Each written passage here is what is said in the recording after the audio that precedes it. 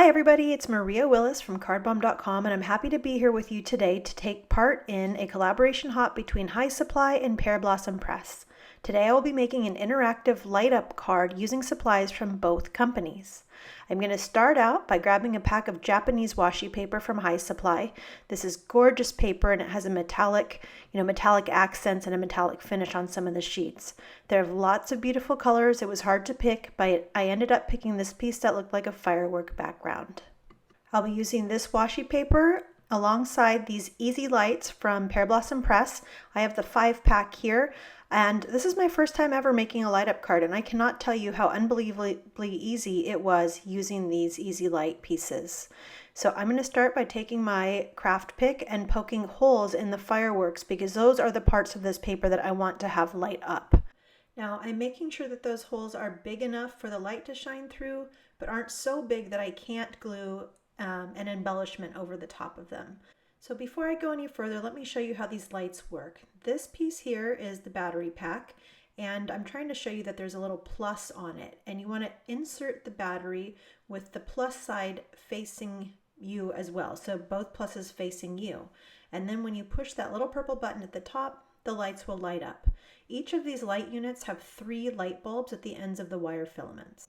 Now these clear droplets are the embellishments that I'm going to glue on top of these fireworks, and I'm using my Nuvo precision glue to be able to do that. That glue goes on in a really fine line and made it really easy for me to adhere these embellishments without glue squirting out the sides. So now I've put one embellishment on top of each of those holes that I poked, and now we're ready to move on to adding our lights. So I've just got my Scotch tape there, and that's how I'm going to adhere these to the back of my card.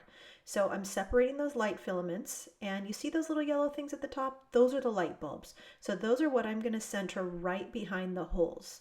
So I'm just lining that up, attaching it with a piece of Scotch tape, and then I'm going to flip it over and make sure that my placement is right. It was a little bit off to the side, so I just flipped it back over, repositioned it, and taped it back down.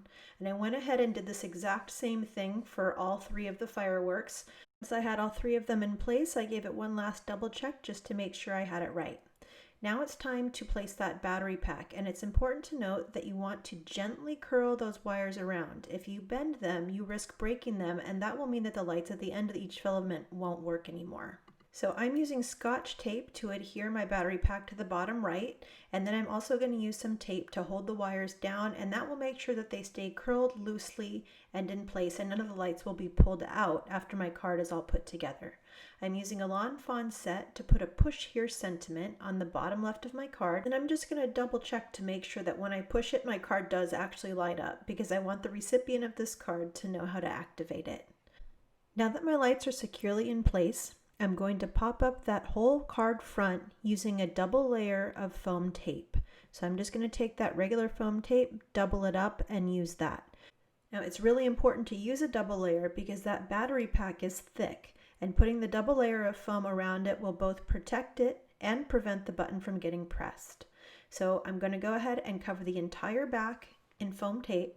And when I flip it over, I can feel that it's really firm and all of my batteries and lights are well supported and are not going to come loose. Now I'm going to add some really strong adhesive tape to the back of that battery pack. I'm doing that because when I flip my card over and put it on the card base, I want to make sure that that battery pack is adhered in place as well so that it won't fall out of the bottom of my card. So I'm pressing that down, and now everything is in place and none of that is going to move. So I'm going to use a sentiment and die cuts from Honeybee Stamps, Make a Wish, to add the sentiment for this card.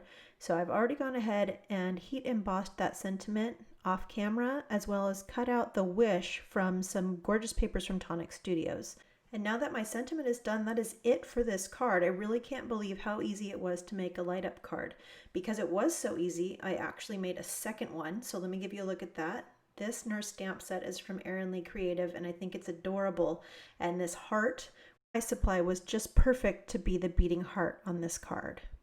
Now you might remember that this video is part of a collaboration hop between Hues Supply and Pearblossom Press. You can head over to my blog, there's a link in the description below, and you can get plenty of inspiration from the other bloggers who are participating in this hop.